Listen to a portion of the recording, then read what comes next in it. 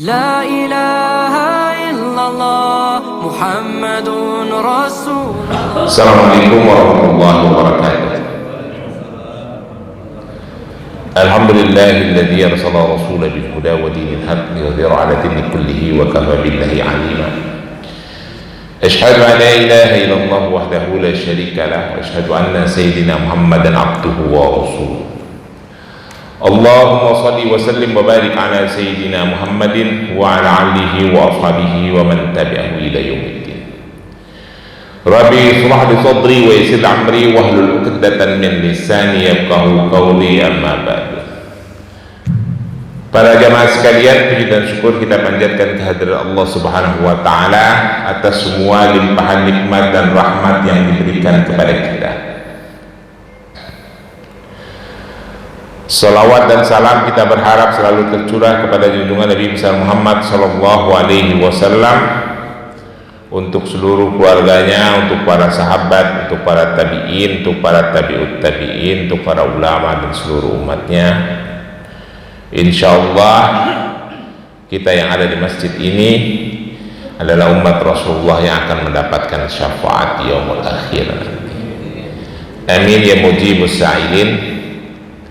Alhamdulillah kita sudah memasuki bulan Sya'ban, kalau tidak salah tanggal 6 ini ya. 6 apa 5 ya? 5 ya. Insyaallah Allah berikan kita kesehatan dan umur panjang, mempertemukan kita dengan bulan suci Ramadan dan bisa mengikuti ibadah saum Ramadan dengan baik. Para jemaah, hari ini kita masih membahas kitab Hadis Sunan Ibnu Majah jilid kedua. Kita lanjutkan kajian yang masih berhubungan dengan 2 minggu yang silam. 2 minggu yang silam kita membahas tentang larangan monopoli sumber daya alam di dalam Islam, ya, seperti yang saya sampaikan 2 minggu lalu. Ada 3 sumber daya alam utama yang dilarang dimonopoli oleh orang pribadi atau korporasi sebetulnya di dalam Islam, yaitu sumber daya air alam maksudnya, sumber daya pangan, dan sumber daya energi, batu bara, minyak bumi, dan lain-lain. Bahasa syariat itu adalah al-ma' wal nakhal wal nar, ya, itu dilarang dimonopoli. Jadi tidak boleh ada danau gitu sebagai sumber daya air baku dikuasai oleh pribadi atau korporasi. Tidak boleh laut dikuasai oleh pribadi dan korporasi. Misalnya orang lain nggak boleh masuk gitu ya, itu nggak boleh sebetulnya di dalam Islam. Dulu waktu saya kecil itu Pak, saya suka ke rumah mamang saya di daerah Labuan sana di Banten. Itu kalau kita lewat dari Cilegon dikit, apa ya nama daerahnya saya lupa, itu daerah Seketi apa tuh, sampai ke Pandai, sampai ke Labuan sana, sampai ke Malimping. Itu kita kalau naik mobil tuh, saya sama ayah saya tuh jalannya masih gede-gede loh. Itu kita ngeliatin ombak tuh, jedar jedur sebelah kanan tuh, terus sebelah kirinya bukit-bukit sampai ke daerah Labuan. Mamang saya tuh tinggalnya daerah Jambu sebelum pasar Labuan. Sekarang kalau bapak lewat itu habis jalan kereta api Cilegon lewat dikit, itu isinya pabrik, villa, hotel laut nggak kelihatan sedikit tuh. Masyarakat itu tidak bisa mengakses laut. Itu sebenarnya dilarang pada dalam hukum Islam. Nggak boleh dimonopoli. Ancol itu Ancol, Bapak tahu Ancol? Taman Impian Jaya Ancol. Dulu orang Betawi itu bebas dulu dari situ. Itu kan dulu hutan bakau, banyak kerak, monyet ekor panjang. Sekarang tidak bisa kita masuk situ, bayar. Itu hutan bakau, banyak monyet, banyak kera. Orang Betawi bebas melintas, nelayan-nelayan dari Kemayoran itu masuk ke hutan bakau itu bertanam. Sekarang kita masuk bayar mahal. Sampur, cilincing, mana bisa kita masuk sekarang dari jadi industri dikuasai oleh korporasi. Saya masih kecil masih ngalamin tuh mancing di Sampur, berendam segini bawa kempis tempat ikan, ikannya kecil-kecil ikan sekarang.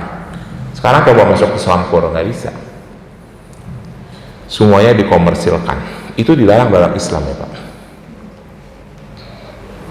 ya. Sumber daya alam yang berupa sumber pangan, sumber air, dan sumber energi tidak boleh dikuasai dimonopoli oleh pribadi. Harus dikelola oleh negara dan dimanfaatkan sebesar-besarnya untuk kemakmuran rakyat. Dalam ilmu fikih, saya sampaikan 2 minggu yang lalu, asasnya adalah dalam Islam ya. Yang pertama adalah asas tauhid, asas khilafah. Khilafah itu maksudnya keterwakilan ya, seperti presiden, pemerintah mengelola hasil tambang. Asas adil, berkeadilan, dan asas maslahah, memberikan manfaat kepada rakyat, bukan memberikan kemudorotan kepada rakyat. Kalau sekarang ini sumber daya alam dikelola untuk memberikan kemudorotan kepada rakyat. Bapak gak usah berdebat sama saya udah 2 tahun 3 tahun Pak di daerah sumber daya alam tidak memberikan manfaat kepada rakyat. Contoh aja 2 yang saya udah masukin, Konawe sama Halmahera Timur di daerah Maba. Situ tambang saya bekerja waktu zaman Covid. Gak ada manfaatnya buat rakyat. Rakyat tetap miskin. Rakyat itu dapat uang kalau ada pembebasan. Jadi kalau ada pembebasan lahan dari korporasi, membebasin lahan tambang, nah mereka tuh pada beli motor tuh, beli mobil. Orang-orang di Halmahera Timur tuh, daerah Maba, beli motor. Nanti selesai udah, kerjanya nggak ada. Kalau dulu masih mending, masih ada perusahaan-perusahaan kecil yang kuasa pertambangannya itu 200 hektar, 150 hektar. Kalau sekarang teman saya ada di sana, saya bilang gimana bro? Kan saya bekerja di PT Haltim Mining waktu itu ya. Udah nggak bisa.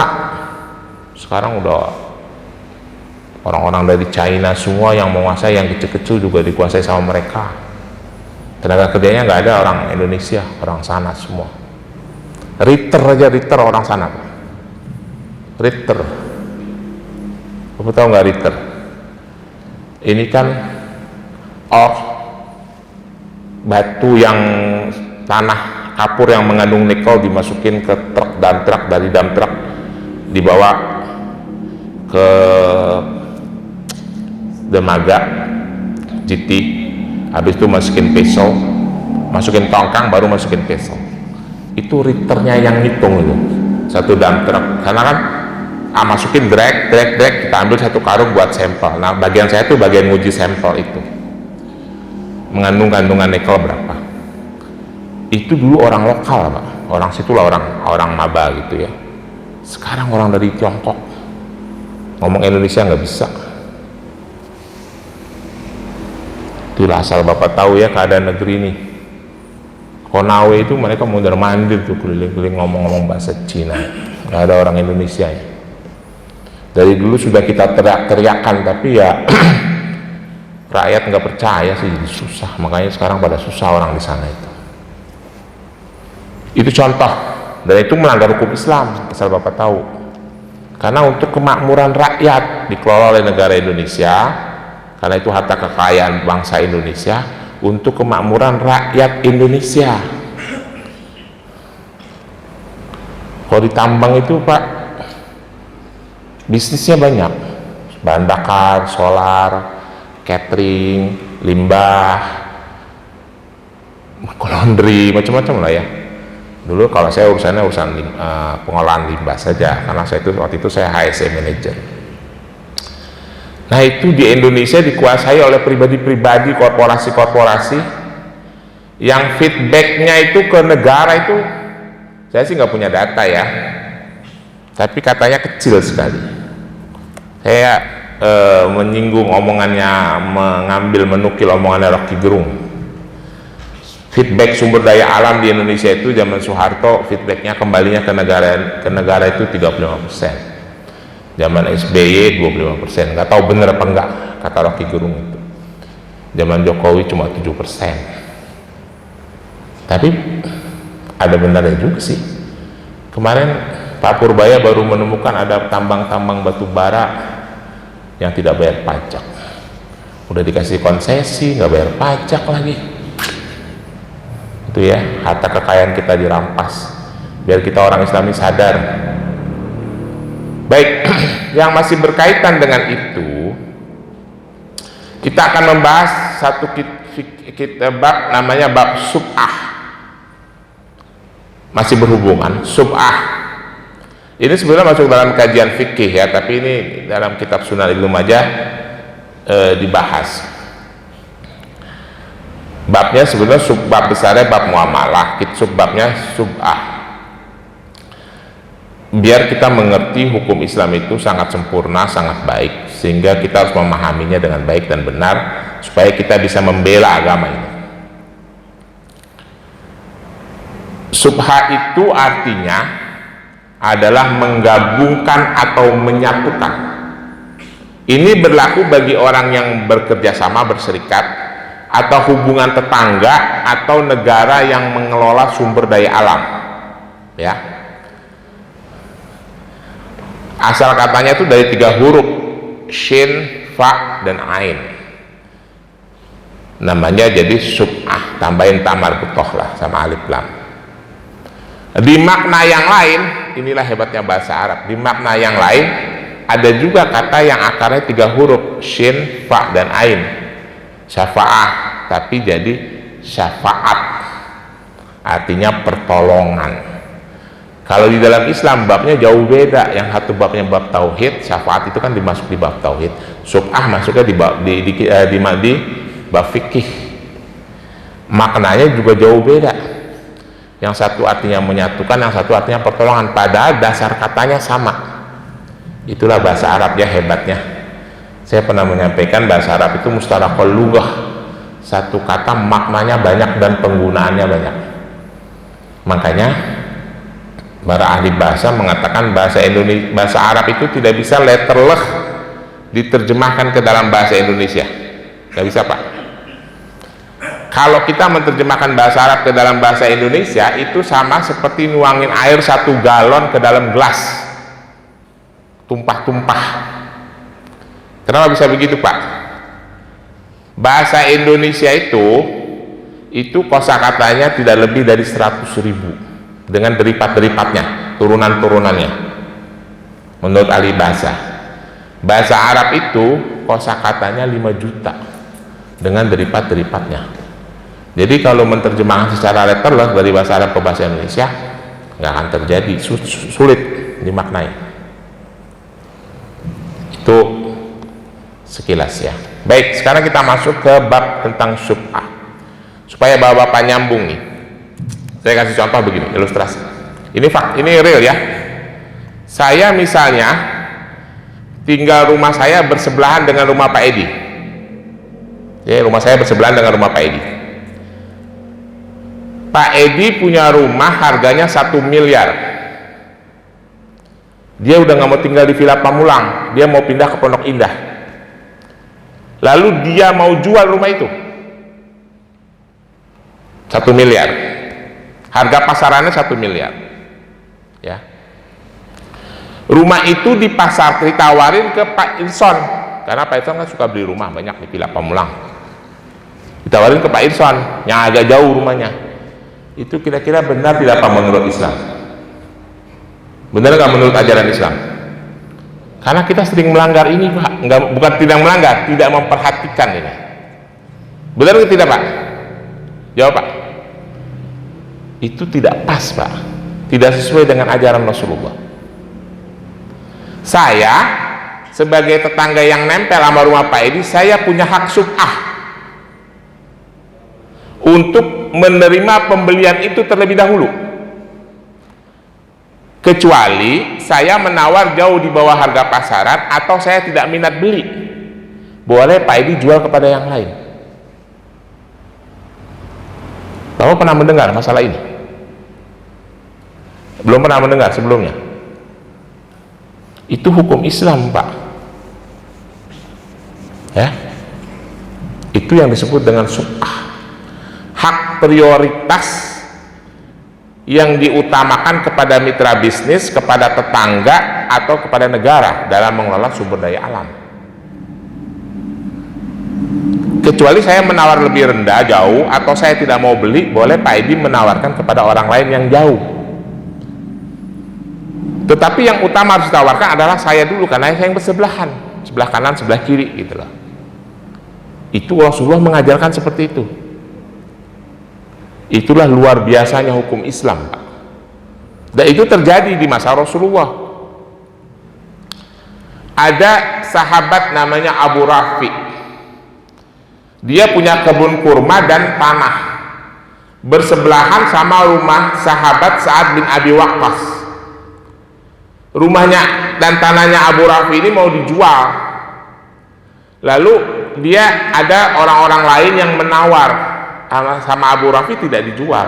Dia nawarkan kepada Sa'ad bin Abi Waqqas. Lalu Sa'ad mau membeli, bahkan harganya lebih rendah. Sahabat-sahabat lain yang bertanya, mengapa engkau jual kepada Sa'ad padahal harga jualnya lebih rendah? Karena Rasulullah mengajarkan seperti itu, bahwa tetanggaku punya hak subah atas hartaku karena kedekatan. Jelas ya Pak? Kadang-kadang kita tuh meremehkan hukum-hukum Islam seperti ini karena kita tidak tahu cara kita bertetangga. Saya sudah berkali-kali menyampaikan kan ya, etika kita dalam bertetangga itu, bahkan air dari rumah kita yang lebih tinggi dari rumah tetangga, airnya jatuh ke rumah kita, air limpasan hujan, kita harus izin sama tetangga kita, karena kita meremehkan masalah-masalah itu ya. Padahal Islam sudah mengajarkan itu dengan baik, mengatur itu dengan baik. Itulah sempurnanya hukum Islam. Kita itu sebagai muslim harus menjadi agen-agen promosi tentang hukum agama kita, supaya kita bisa membela, mendukung penuh kesempurnaan, kemuliaan, dan kebenaran ajaran agama kita. Ibaratnya kita itu orang marketing yang jualan barang. Marketing yang jualan barang itu harus mengerti product knowledge barang yang dia jual. Betul nggak Pedi? Pedi, marketing harus mengerti product knowledge kan? Marketing knowledge juga harus tahu. Marketing strategi juga harus tahu ya. Nah, kita ini sebenarnya marketing. Jadi orang-orang yang di luar Islam sana tidak mencela ajaran agama Islam. Yang dicela kita itu kan ajaran agama kita hukum kisos, ya kan? Boleh menikah 4. Dia tidak tahu urusan beginian itu diatur. Ya karena kita tidak bisa mempromosikan itu. Makanya kita harus belajar ya. Saya berkali-kali menyampaikan kajian-kajian di majelis talim itu jangan ngomongin masalah ubudiyah mulu, ngomongin yang lain-lain, karena ilmu agama itu sangat luas. Baik, sekarang kita masuk ke hadisnya, namanya syubhah. Hadis yang pertama nomor 2492. Bismillahirrahmanirrahim. Hadatsana Hisham ibnu Amr wa Muhammad ibnu Sabah qala hadatsana Sufyan ibnu Uyainah an Abi Zubair an Jabir qala Rasulullah sallallahu alaihi wasallam, man kanat lahu nakhlun aw ardun fala yabi'uha hatta ya'ridaha ala syarikihi. Diriwayatkan dari Hisham ibnu Ammar dari Muhammad ibnu Sabah, dia kedua-duanya berkata, meriwayatkan kepada kami Sufyan ibnu Uyainah dari Abi Zubair dari Jabir radhiyallahu an, dia berkata Rasulullah sallallahu alaihi wasallam berkata, man kanat lahu wal arda, barang siapa yang punya lahan tanah perkebunan, yang punya perkebunan dan punya tanah, fala yabi'uha hatta ya'ridoha ala syarikihi, itu tidak boleh dijual kecuali mendapat izin dari syirikatnya. Nah, ini yang saya katakan, sub'ah itu bisa di posisi orang yang berserikat dalam membeli harta tidak bergerak, maupun hubungan bertetangga dan negara dalam mengelola sumber daya alam. Dari cakupannya 3, ya Pak. Misalnya saya sama Pak Victor berserikat, Pik, ada Pak Pik, ada tanah 1000 meter, kita beli bareng yuk. Beli, tapi syaratnya lahan tidak bergerak ya Pak, rumah tanah, bukan mobil. Ya udah beli, harganya 1 miliar, 500 juta, beli. Itu tidak boleh saya jual kecuali mendapatkan izin dari Pak Victor. Dan yang berhak membeli itu adalah Pak Victor, yang punya hak sub'ah. Saya nggak boleh gini, Pak Victor, ini tanah gue yang separoh, gue mau jual sama Pak Irson, nggak boleh. Saya harus tawarkan Pak Victor dulu, Pak, ini saya udah nggak minat nih dengan lahan ini, Bapak kan separoh, saya mau jual ke Bapak. Itu yang saya harus sampaikan. Dan yang mempunyai hak untuk membeli, prioritas membeli adalah Pak Victor, bukan yang lain. Saya punya hak supah, Pak Victor punya hak supah atas tanah saya yang kita beli bersama itu. Saya punya hak supah atas bagiannya Pak Victor. Gitu, ya. Jadi tawarin ke yang kita patungan itu. Kecuali dia tidak sanggup. Dalam kajian fikih, ulama-ulama fikih mengatakan, kenapa itu diberlakukan? Untuk mencegah kemudaratan. Tujuan diberlakukannya hukum sub'ah itu adalah untuk mencegah kemudaratan. Asas hukumnya adalah kaidah usul fikih yang berbunyi la dharara wa la dirara. La dharara. Jadi ada kaidah usul fikih, salah satunya berbunyi la dharara wa la dirara. Tidak mendatangkan kemudaratan pada diri kita, tidak pula mendatangkan kemudaratan kepada orang lain. Ya. Jadi kalau kita punya harta patungan itu, kalau kita mau jual, kita beli barang, kita jual kepada mitra kita. Kecuali mitra kita menyatakan tidak sanggup, udah benar-benar nggak sanggup, boleh atas persetujuannya kita jual kepada orang lain. Itu dalam konteks berserikat. Sekarang kita bahas hadis berikutnya. Hadatsana Ahmad ibnu Sinan wal Ala ibnu Salim qala hadatsana Yazid ibnu Harun an ba'ana Syuraik ibnu Simak an Ikrimah an Ibnu Abbas radhiyallahu anhuma an Nabi sallallahu alaihi wasallam qala man kanat lahul arda fa arada bai'aha falyaridha ala jarihi. Nah, ini yang bagian yang saya katakan tadi. Man kanat lahu arda fa arada bai'aha falyaridha ala jarihi. Artinya, meriwayatkan kepada kami Ahmad ibnu Sinan dan Ala ibnu Salim, keduanya berkata, meriwayatkan kepada kami Yazid ibnu Harun, mengabarkan kepada kami Syuraik dari Simak, dari Ikrimah, dari Ibnu Abbas radhiyallahu anhuma, bahwasanya Nabi Shallallahu alaihi wasallam berkata, man kanat lahul arda fa arada bai'aha falyaridha ala jarihi. Kata Rasulullah begini, Pak, barang siapa yang memiliki lahan tanah, lahan ya, di sini ardo itu digambarkan sebagai lahan tanah, tanah. Fa arada bai'aha, lalu dia ingin menjual lahan itu, falyaridha ala jarihi, seharusnya, selayaknya dia menawarkan kepada tetangganya, ya, falyaridha ala jarihi. Misalnya harga pasarannya 1 miliar, pasar jualin, tawarin ke tetangga terdekat sebelah 1 miliar. Kalau dia mampu beli, beli, jual. Jangan gara-gara tetangga jauh atau orang luar kota pengen beli dengan harga 1,1 misalnya, dikasih. Itu tidak sesuai dengan ajaran Islam, Pak. Dulu di Jakarta begitu, Pak. Di Jakarta dulu begitu, Pak. Kalau orang Betawi banyak kan punya kontrakan.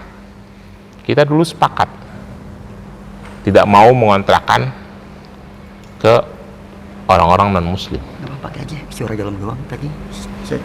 Oh ya udah, di dalam ruangan ya? Ya udah, aman. Dulu orang Betawi bikin aturan tidak tertulis, Pak. Yang punya kontrakan itu di tukangan ya, tidak boleh mengontrakan. Kenapa? La darara wa la dirara. Takut terjadi kemudorotan. Ini dalam ruangan kan? Bapak tahu nggak? Nggak kedengaran keluar ya ini? Bapak tahu nggak kasus kemarin yang anak-anak NTT itu ribut sama orang di Muncul? Bapak dengar nggak itu? Dengar nggak?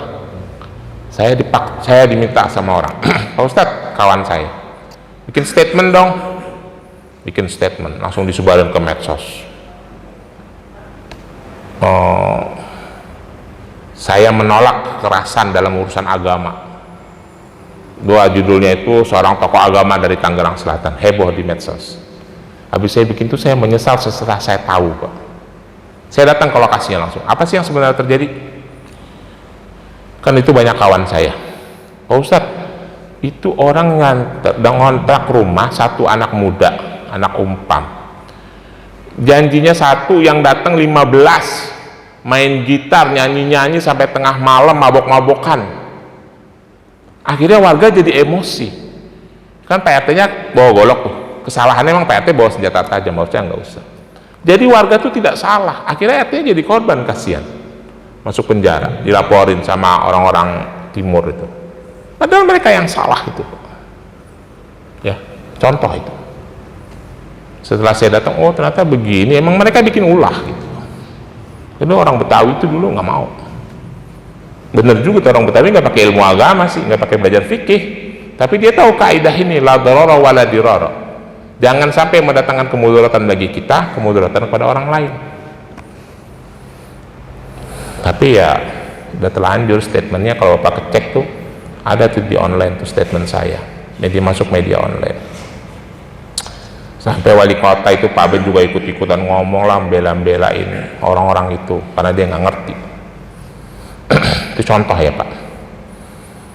Baik, jadi tetangga itu karena kedekatannya mempunyai hak subah, mempunyai hak prioritas untuk membeli lahan tidak bergerak yang ada di samping rumahnya, samping kanan, samping kiri, belakang gitu ya.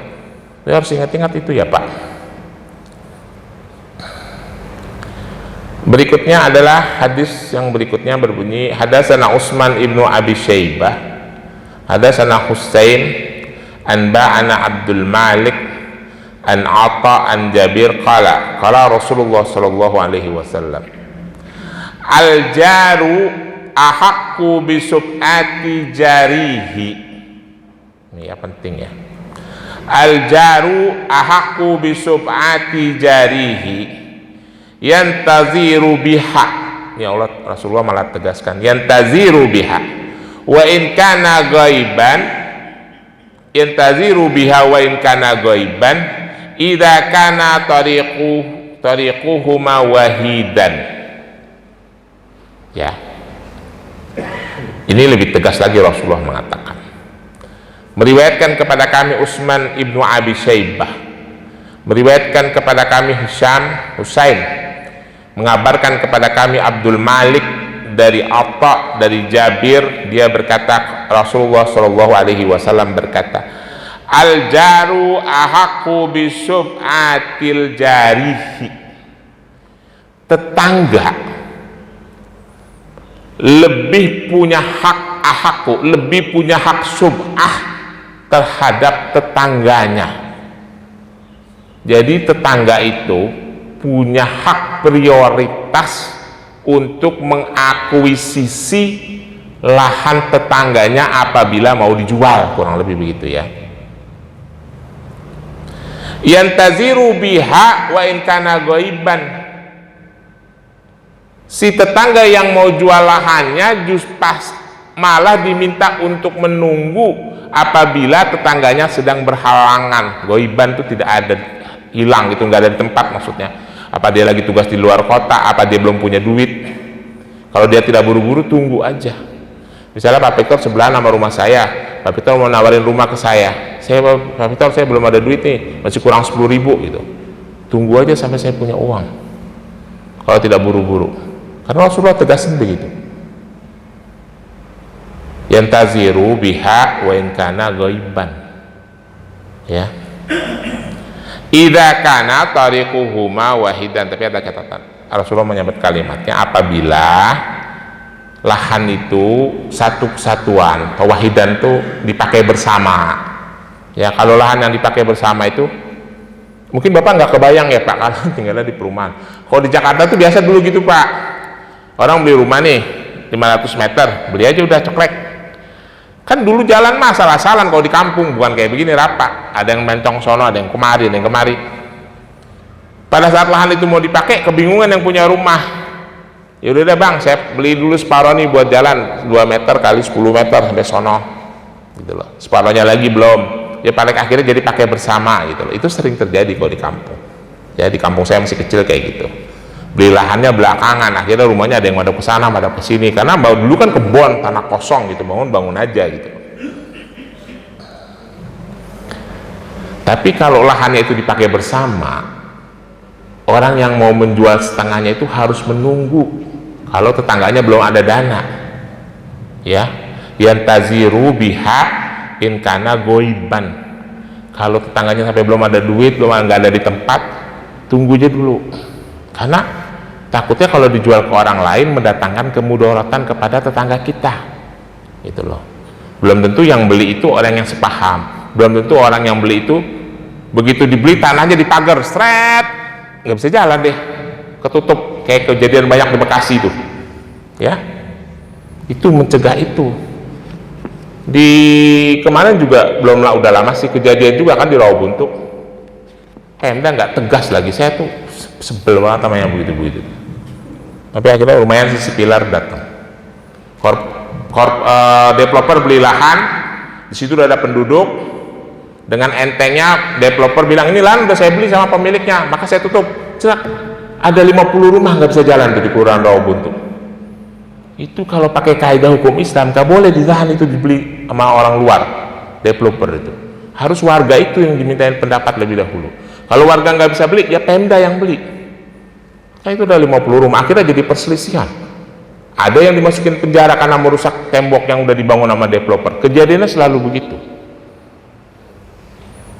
Pak, bawa bayangin Pak, kalau seandainya hukum Islam ini dijalankan dengan sempurna dan benar, betapa damainya dunia ini, betapa tenangnya kita hidup. Nggak ada tuh merusak tembok gara-gara orang nggak punya akses jalan, karena segala sesuatu itu didiskusikan, dimusyawarahkan. Ya, tapi kadang-kala kita nggak mengerti sih ya, orang Islam jadi nggak mengerti ilmu agama, nggak ngerti hukum Islam. Baik, itu contoh. Hadis berikutnya, hadatsana Abu Bakar ibnu Abi Syaibah wa Ali ibnu Muhammad qala hadatsana Sufyan ibnu Uyainah an Ibrahim ibnu Maisarah an Ammar ibnu Syarid an Abi Rafi anna Nabi sallallahu alaihi wasallam qala al jaru ahaqqu bisaqabihi. Saya ulangi ya, al jaru ahaqqu bisaqabihi. Dalam urusan sub'ah, Rasulullah berkata, anna Nabi sallallahu alaihi wasallam, bahwasanya Rasulullah sallallahu alaihi wasallam berkata, al jaru, tetangga punya hak sub'ah karena kedekatannya, bisaqabihi, ya. Itu penegasan dari Rasulullah, banyak hadis-hadis seperti ini. Yang berikutnya hadisnya hampir sama narasinya. Hadatsana Abu Bakar ibnu Abi Syaibah hadatsana Abu Usamah an Husain al-Muallim an Ammar ibnu Abi Syuaib an Ammar ibnu Suraid ibnu Suwaid an abihi Suraid ibnu Suwaid qala qultu ya Rasulullah arda laisu fiha li ahadin kasmun wala syirkun illa jiru qala ajiru ahaqqu bisaqabihi. Jadi seorang sahabat yang bernama Suraid ibnu Suwaid, dia berkata, dia bertanya kepada Rasulullah, ya Rasulullah, qultu ya Rasulullah, arda laisa fiha li ahadin qismun, aku punya lahan, punya tanah, laisa fiha li ahadin qismun, tidak ada bagian orang lain, punya aku sendiri, wala syirkun, dan aku juga tidak patungan belinya, itu kurang lebih tidak berserikat, illa jiwaru, kecuali tetanggaku ada di sebelah lahanku. Qala Rasulullah berkata, al jaru ahaqqu bisaqabihi, tetanggamu lebih punya hak untuk membeli lahan itu ketimbang yang lain, ya. Tetanggamu lebih punya hak untuk membeli lahan itu ketimbang yang lain. Jelas ya Pak? Ini urusannya subhah. Lalu bagaimana dengan sumber daya alam yang saya sampaikan tadi? Seperti kaidah usul fikih tadi, la dharara wa la dirara. Pengelolaan sumber daya alam itu tidak boleh mendatangkan kemudaratan kepada orang lain dan juga termasuk kepada si pengelola negara. Jangan konsesi lahan sawit itu menyebabkan longsor dan banjir, itu menyebabkan kemudaratan. Jangan sampai tambang emas itu limbahnya menyebabkan gangguan keracunan kepada rakyat di sekitarnya, seperti yang terjadi di, saya lupa nama daerahnya karena wakil bupatinya sudah mati diracun. Ini jangan di-delete ya, biarin aja. Ada satu daerah kabupaten tingkat 2 yang ada tambang emas di sana. Tambang emasnya itu investornya dari Kanada. Hah? Bukan. Wakil bupatinya tuh gigih meminta supaya tambang emas ditutup karena itu menyengsarakan rakyat. Bupatinya itu perjalanan dari Denpasar ke Makassar mati di pesawat, kayak kasus Munir, matinya muntah darah.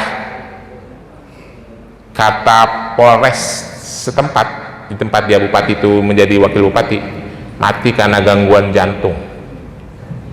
Nggak ada orang gangguan jantung itu muntah darah Pak, nggak ada. Nggak ada orang meninggal karena gangguan jantung, karena bradikardi, karena takikardi, karena left ventricle hypertrophy, karena heart attack, karena miokard infarct. Itu saya khatam semua itu Pak, karena saya jualan obat jantung. Yang muntah darah nggak ada, itu diracun seperti Munir,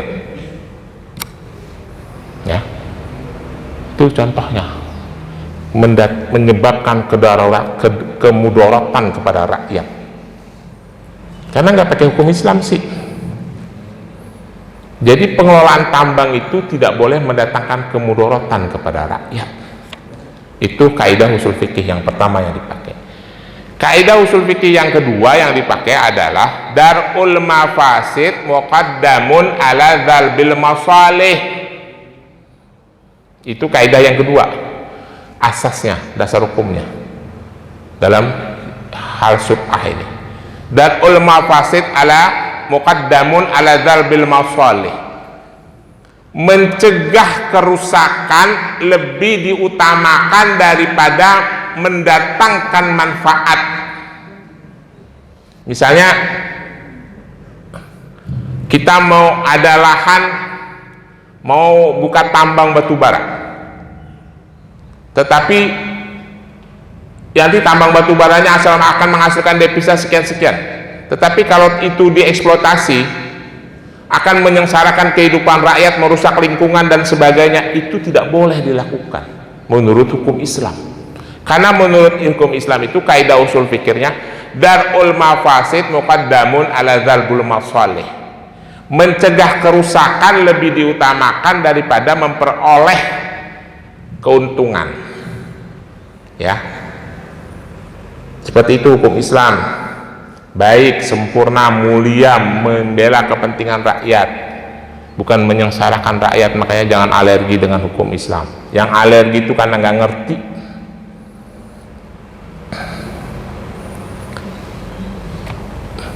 Yang terakhir,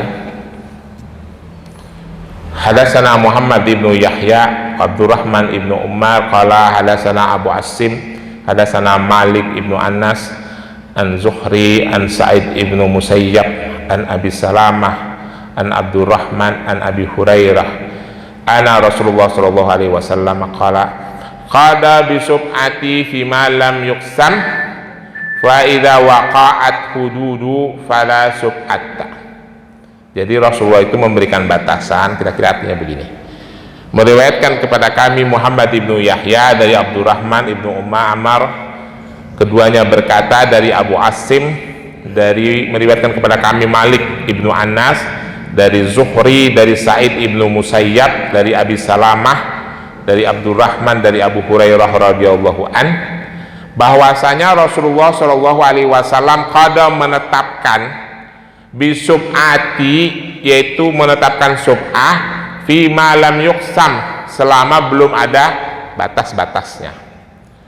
Fa idza waqa'at, apabila telah jelas hududun sudah jelas garisnya, batasnya, fala sub'at, maka tidak ada sub'ah di sana karena batasnya sudah jelas. Misalnya gini, saya punya lahan 1000 meter, saya beli patungan sama Pak Edi, lalu sertifikatnya saya pecah 2. Awal itu lahannya tetap 1, Pak Edi 500, saya 500, itu nggak ada sub'ah karena masing-masing tegas, batasnya sudah jelas, ya, udah ada sertifikatnya masing-masing. Pak Edi mau jual aja. Tapi kalau tidak ada, kalau mau dijual sama Pak Edi, lebih baiknya ditawarkan kepada saya untuk mencegah mudorotan lah, itu kaidahnya, ya bapak-bapak. Saya kira itu bab tentang sub'ah. Nanti kita bahas bab-bab yang tidak umum dan tidak biasa supaya kita mengerti hukum Islam, ya Pak, biar kita bisa membela agama ini di hadapan orang-orang yang suka nyinyir dengan agama Islam. Lebih kurangnya mohon maaf. Kalau ada pertanyaan saya persilakan. Yuk silakan.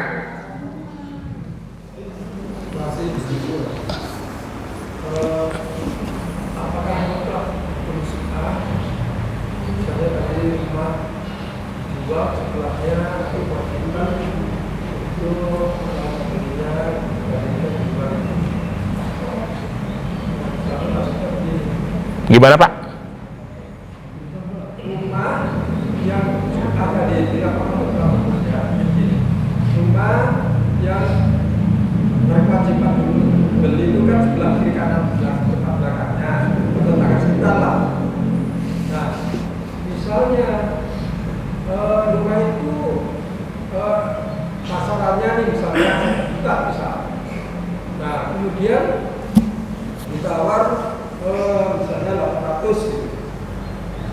Maka akhirnya yang mau beli 1 juta ini akan padahal bisa lebih gitu. Yang di luar tetangga tadi kemudian berubah. Kita kebanyakan tanah-tanah di Indonesia itu misalnya dari pemerintah itu kan keluar juga jadinya. Nah, apalagi kalau bahkan diduduki, gimana hukumnya itu? Demikian. Terima kasih. Baik. Nah, batasannya Rasulullah sudah jelaskan tadi dan juga saya sudah sampaikan di awal. Harganya itu harga pasaran, ya Pak. Misalnya saya bersebelahan sama Pak Victor, rumah saya mau jual, harganya pasarannya 100 juta. Lalu saya tawarkan kepada Pak Victor 100 juta.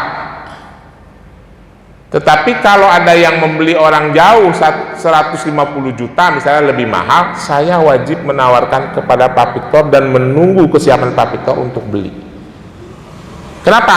Karena saya tidak dirugikan, harganya udah sesuai dengan harga pasaran, dan saya tidak boleh tergiur dengan harga yang lebih mahal. Itulah hukum sub'ah, seperti kasusnya tadi Abu Rafi dan Sa'ad bin Abi Waqqas. Bahkan Sa'ad bin Abi Waqqas lebih murah sedikit di bawah harga pasaran, karena dia mengikuti ajaran Rasulullah, dijual kepada Sa'ad si Abu Rafi. Tetapi batasannya Rasulullah menyampaikan selama harganya sesuai dengan harga pasaran, ya Pak. Tidak, misalnya kalau Pak Victor nawar saya, boleh deh Pak Ubay saya beli, pasarannya 100 juta tapi belinya 75, ya saya nggak berhak memberikan hak sub'ah. Pak Victor tidak punya hak sub'ah atas tanah saya itu, atas lahan saya. Harganya harus sesuai dengan harga pasaran. Jelas ya? Hah? Iya. Jelas batas-batasnya, itu dijelasin dalam hukum fikih. Satu. Yang kedua, kalau mengenai lahan ya Pak, lahan yang diduduki. Di zaman Rasulullah itu Pak, sejak Rasulullah hijrah ke kota Madinah, ini kita bicaranya periode Islam ya Pak, itu Rasulullah sudah mengatur Pak bukti-bukti kepemilikan. Ini kalau kita mau merujuk kepada hukum Islam. Di zaman Khalifah Bani Umayyah dan Khalifah Bani Abbasiyah itu sudah mengeluarkan bukti kepemilikan yang kalau zaman sekarang sertifikat Pak, dan batas-batasnya sudah diukur. Jadi kalau kita merujuk kepada itu, kita tidak boleh menduduki lahan sembarangan yang bukan hak kita, ya. Walaupun di Indonesia ada tanah adat, itu hukum Indonesia saya harus ada kajian lebih lanjut. Dan di luar di masa Rasulullah juga ada tanah adat seperti di Indonesia ini, karena kabilah-kabilah itu menguasai lahan yang diduduki, ya. Jadi boleh, cuma batasan-batasan mengenai bukti kepemilikan itu di dalam Islam sudah ada. Jadi kalau kita ingin memiliki lahan, menduduki lahan, harus ada bukti kepemilikannya. Tapi bukti kepemilikannya itu didapatkan dari mana, yaitu sesuai dengan hukum positif yang ada di negeri ini. Cuma di dalam hukum Islam yang lain ada, dulu yang pernah saya sampaikan, salah satu hukum Islam dalam fikih yang berhubungan dengan ihyatul mawat, menghidupkan lahan yang mati. Kalau ada lahan yang tidak bertuan di dalam, lalu dikelola oleh seseorang, itu bisa dimiliki, ya, walaupun itu sering disalahgunakan, itu boleh juga, ada di dalam hukum Islam. Jelas ya Pak? Baik, terima kasih. Ya, silakan.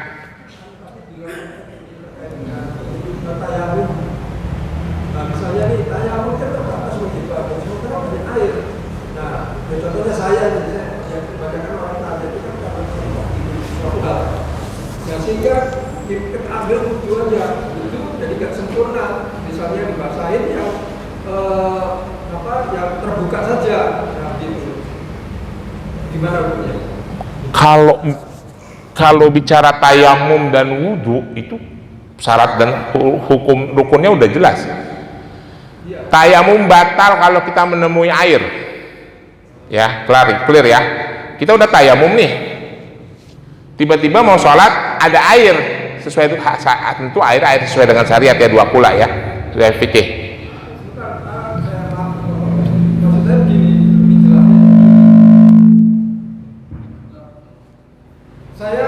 mata saya ini habis dioperasi katarak sebelah ini, sehingga kalau orang-orang ini sedang ngobrol itu, apakah dia ambil tayamum karena nggak boleh kena air kan itu.